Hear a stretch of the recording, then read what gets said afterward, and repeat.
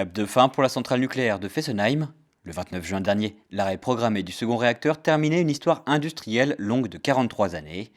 Si la phase de démantèlement qui va commencer va s'étaler sur plusieurs dizaines d'années, la fin de l'exploitation représente un coup dur pour le territoire. Entre les salariés d'EDF, des sous-traitants et l'ensemble des emplois induits, les élus locaux craignent de voir disparaître près de 5000 emplois. Ils s'en inquiétaient déjà cet hiver lors de l'arrêt du premier réacteur. Quand bien même un projet de technocentre émerge, on va avoir un trou d'air de 10 ans. Donc pendant 10 ans, comment est-ce qu'on va occuper une partie des salariés qui ne veulent pas se déplacer sur d'autres sites, qui veulent rester sur ce territoire-là? Ils seront forcément sur le marché du travail. Donc on va perdre aussi des compétences qui auraient pu être utiles dans la continuité de la filière nucléaire, mais celle du démantèlement.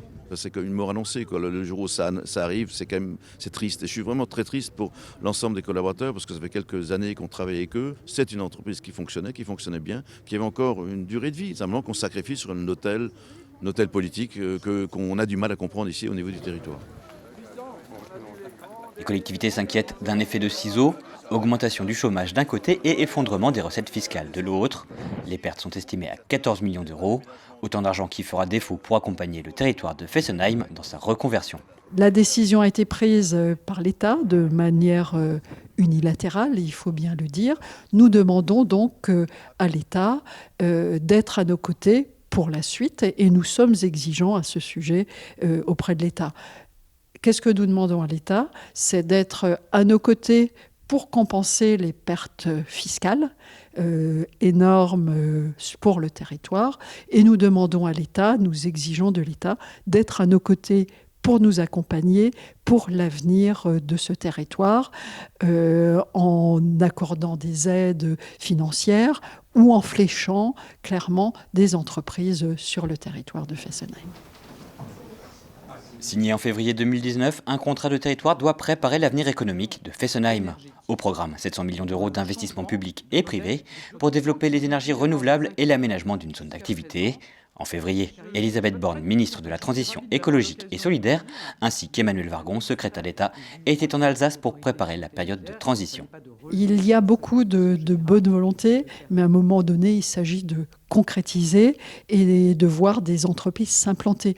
Notre problème, c'est que c'est aujourd'hui que nous perdons les emplois à Fessenheim.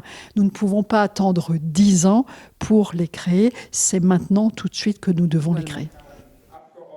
Située sur le Rhin, l'avenir de la centrale intéresse aussi le gouvernement allemand. Si Berlin a régulièrement demandé la fermeture du site, aujourd'hui, sur la rive orientale du fleuve, on souhaite prendre une part active dans la construction de l'après. Certes, les Allemands demandaient la fermeture de cette centrale, mais certes aussi, les Allemands sont vraiment à nos côtés et toute une dynamique est créée dans le cadre franco-allemand pour réussir l'avenir de ce territoire de Fessenheim. Nous avons des contacts, j'ai envie de dire, sans arrêt. Après, il faut que ces contacts aboutissent aussi, mais nous avons des partenaires français, des partenaires allemands. L'objectif, c'est vraiment de faire de ce territoire le symbole européen de la reconversion industrielle et écologique. Le territoire de Fessenheim pourrait bénéficier de cette situation frontalière. Les entreprises allemandes cherchent désespérément de l'espace pour s'installer, quitte à franchir le Rhin. Concrètement, nous travaillons d'arrache-pied à la création d'une société d'économie mixte franco-allemande pour l'aménagement de ces terrains autour de Fessenheim. Un dossier qui avance et qui est un projet phare dans le cadre de ce processus du futur de Fessenheim, c'est la liaison ferroviaire entre Colmar et Freiburg, parce que pour implanter des entreprises, il faut aussi de la mobilité. Et en l'occurrence, cette ligne ferroviaire qui passe au nord du territoire de Fessenheim, eh bien, va être un atout pour faire venir des entreprises et donc attirer des salariés. Tous s'accordent à dire que Fessenheim doit conserver sa vocation industrielle. Après 4 décennies d'exploitation du nucléaire, le territoire pourrait se tourner vers les énergies renouvelables.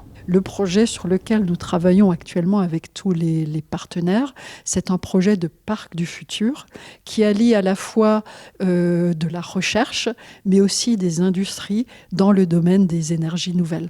Parce que l'objectif que nous nous sommes fixés dès le départ, ici pour le département du Haut-Rhin, c'est de faire de Fessenheim et de l'ensemble du territoire du Haut-Rhin le premier territoire uniquement alimenté en énergie positive et décarboné.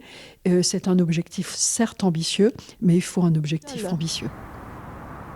Dans le domaine des énergies renouvelables, le département du Haut-Rhin dispose déjà d'atouts sérieux.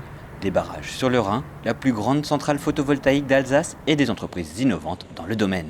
L'horizon que je me suis donné est un objectif ambitieux, c'est d'ici 10 ans que le Haut-Rhin soit uniquement alimenté en énergie positive et décarbonée. Ambitieux, certes, mais tout à fait réalisable. Alors que le démantèlement s'amorce, dans le Haut-Rhin, les élus s'inquiètent de ne pas voir l'État au rendez-vous.